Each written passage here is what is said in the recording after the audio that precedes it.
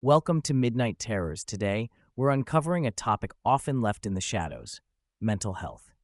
It's a subject many of us avoid until it impacts someone we love. In this compelling series, we'll be exploring the harsh reality of what can happen when treatment is neglected. Through real life stories, but early intervention can make all the difference between struggle and stability. Join us as we bring these hidden battles to light and bring attention to the mental health care. Story 1. The story begins in a quiet suburban neighborhood where Grace, once vibrant and loving, now bears the hollow eyes of someone haunted. Her husband, Michael, had grown concerned, noticing her slipping into dark, distant moods, plagued by shadows she couldn't escape. Grace's erratic behavior had worsened in recent weeks. She began hearing whispers, shadows seemed to follow her, and sleep became elusive. One evening, Michael urged her to see a doctor, suggesting it was time to get help, but Grace felt betrayed. She took her 3 young children and fled to her brother Daniel's home, convinced Michael was trying to lock her away. Daniel, deeply religious, saw no evil that prayer and faith couldn't cure. Believing Grace's troubles were the result of spirits testing her faith, he locked the door to the outside world and declared that only God could fix her. In the following days, Daniel kept his sister sheltered, reading scripture and praying, all the while keeping Michael away, convinced that medicine would interfere with divine healing. When Grace's mind began to fray, he doubled down, filling the house with holy water, crosses, and prayer warriors who chanted all day and night. Grace's cries grew louder, echoing through the halls, but Daniel interpreted this as a cleansing of her spirit, never realizing the real horror brewing inside her mind. The house seemed to breathe with a suffocating heaviness, each corner alive with a sinister weight. Grace's chanting and fasting had transformed her world into a feverish prison, and every night it drew her deeper into a waking nightmare. One night, the darkness thickened. She heard it, a scratching, faint at first, like nails raking across wood, growing into frantic squealing. Her heart raced as shadowy forms seemed to pulse along the walls, stretching and curling. Her children's laughter floated down the hall, but it sounded wrong, warped and piercing, each giggle shifting into sharp, grating whines that tore at her sanity. A relentless, slithering sensation twisted beneath Grace's skin, as if something vile was clawing and writhing through her veins, eager to burst free.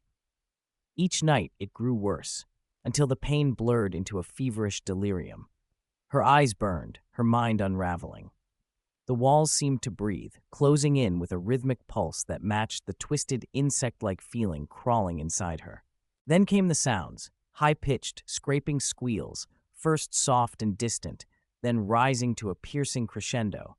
She stumbled down the dark hallway, her heart pounding in terror, to see her children standing in her doorway.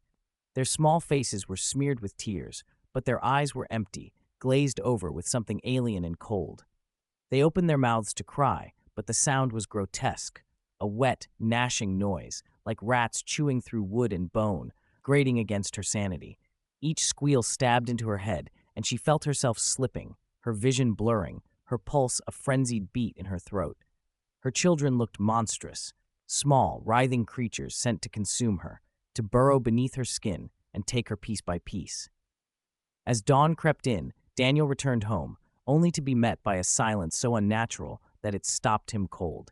His hand hovered on the doorknob, reluctant to disturb the oppressive stillness. When he finally opened the door, the smell hit him first, a thick, cloying reek of blood and decay that clung to the walls. Heart hammering, he staggered into the living room. There, in the center of the room, sat Grace. Her white dress was soaked with blood, a deep, sickening red that dripped in slow, steady drops from her trembling hands. Her 3 children lay at her feet dead, their tiny bodies twisted into unnatural shapes, pale and lifeless, their limbs contorted as if frozen in terror, a grotesque mockery of sleep. Daniel stumbled back, bile rising in his throat, but he forced himself forward, the words choking out, "Grace, what have you done?" She barely looked at him, her gaze unfocused, staring into some terrible void only she could see. Her voice was a whisper, hollow and broken. "They're gone now. The noise, it's finally quiet." Her eyes drifted shut, leaving Daniel in a nightmare of blood and silence. The house seemed to exhale, a faint, fading echo of scratching that whispered from the walls, slipping into an endless, oppressive stillness that swallowed every last sound. She muttered, "They're gone now. The noise has stopped." In that instant, Daniel felt the weight of his denial crashing down on him, suffocating him in guilt and horror. His prayers had only pushed her further into darkness, leaving the real Grace lost forever. Got something on your mind? Leave a question or comment below. YouTube's new features are making it even easier and more rewarding for viewers like you to jump into the conversation. Don't miss out on this chance to connect and share your thoughts. Just a quick pause before the next story. If you haven't joined us yet, subscribe now and click the bell icon to stay in the loop. Your support means the world and helps us keep these stories coming. Story 2. It all started in early 2020 when Mr. Frank, a father of 3, decided the world had finally gone mad. He'd been watching people spiral into what he called a disease of the mind. Cities were becoming dens of chaos, greed, and selfishness, and he felt an urgency to protect his family. So he packed their belongings, took his wife, Emily, and their children, and moved deep into the woods. They settled in a remote cabin, far from any road or cell service. Here they'd be safe from the madness. Days passed peacefully, and he felt a strange serenity he hadn't known before.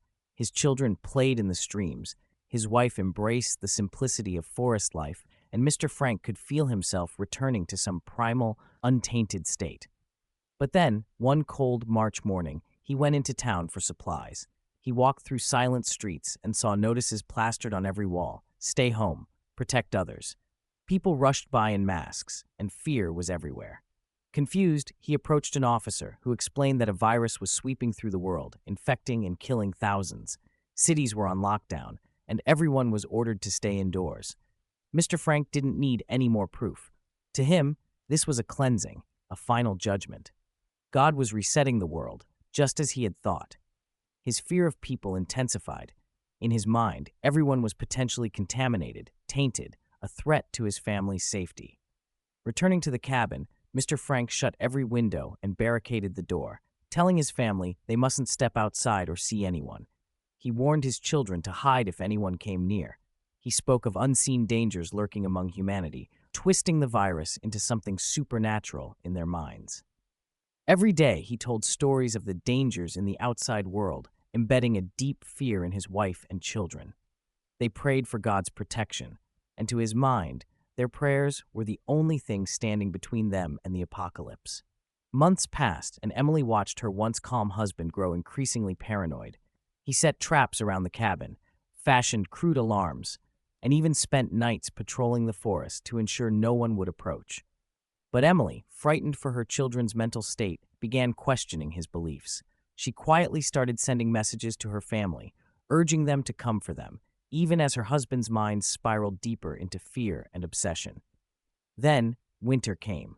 It had been nearly a year, and the world was starting to recover, but Mr. Frank's mind was too far gone. For him, this nightmare would never end. He'd told his family they'd spend Christmas alone, thanking God for sparing them. But that night, Emily's family had finally found them. They arrived in SUVs, headlights piercing the night, their voices carrying through the trees. Mr. Frank, convinced this was an attack, locked his family inside the cabin. He whispered to them that these infected people were here to take them away. Emily pleaded with him, but he grabbed his rifle and waited by the door. In the chaos, someone called the police, and soon, flashing lights lit up the trees. Officers called for Mr. Frank to step outside to speak with them, but he fired a warning shot, shouting that he'd never surrender his family. The children huddled in fear, Emily crying, caught between the love for her husband and terror of his actions. The standoff lasted for hours, the cold air growing deadly as the sun dipped below the horizon. Finally, after hours of pleading, Emily managed to convince him to open the door. When he did, he found himself surrounded by officers, flashlights glaring, faces covered in concern and fear. He was gently disarmed, the police leading him away as he muttered to himself about saving his family from the sickness. In the following days, Mr. Frank was taken to a psychiatric facility, the authorities confirming he was no longer a danger to his family. Emily and the children moved back to her family's home, but none of them ever spoke about those months in the woods again. For years afterward, they struggled with memories of his madness and the quiet terror of what isolation had done to his mind. And Mr. Frank? They say he never spoke another word after that night. He simply stared, hollow-eyed, into a world only he could see, forever haunted by the demons he believed he was protecting his family from. Hold on tight. We're almost to the next story. If you're enjoying the journey, remember to subscribe and ring the bell for updates. With your support, we can continue to grow and bring you even more captivating stories. Story 3. The Goddess of Fire. Anne was a quiet child, the type who kept to herself, preferring the company of her old scruffy dog over any of the kids at school. Her one love was fire. She'd sit by the heat for hours, entranced by the flames as they danced. Sometimes she'd whisper to her dad that she was the Goddess of Fire, a title that made her eyes shine. Her dad, amused and a little baffled, began calling her this whenever he saw her by the fire. One night, while her dad sat half dozing in his chair, he awoke to the scent of smoke and saw Anne crouched near the living room carpet, a lighter in her small hand, a few papers smoldering. He jumped up, panicked, stamping out the small flames. "You have to stop this, Anne," he said, his voice stern for the first time. "Playing with fire is dangerous. You could hurt yourself, or worse, burn the whole house down." Anne didn't respond, just watched him with unblinking eyes, a faint smile tugging at the corners of her mouth. The next morning, her father thought he heard her leave early. She was a strange child, yes, but he loved her. She was his only family. When she didn't return for dinner, worry settled in. He paced, looking out the window, glancing at the clock. Hours passed, and he was about to call the police when, around 10 p.m., he heard footsteps outside the door. Anne's faint voice cut through the silence. "I am the Goddess of Fire," she whispered. His heart pounded as he opened the door, and there she stood, a wild look in her eyes, her dress streaked with dirt. In her hand, she held a jerrycan of gasoline. "Anne, what's going on?" he asked, his voice shaking. But she didn't answer. Instead, she began pouring the gasoline over herself, whispering, "I am the Goddess of Fire, and I will show you." His pleas went unheard as she struck a lighter, her voice rising into a scream that shattered the night. In an instant, flames consumed her, filling the air with a choking, acrid smell. Her father, helpless, could do nothing but watch as the fire swallowed her whole, his daughter, the Goddess of Fire, burning as though she had become one with the flames she so loved. To this day, neighbors say that if you stand near that abandoned house at night, you can hear a faint whisper on the wind, a girl chanting, "I am the Goddess of Fire," as if her spirit remains, forever bound to the flames.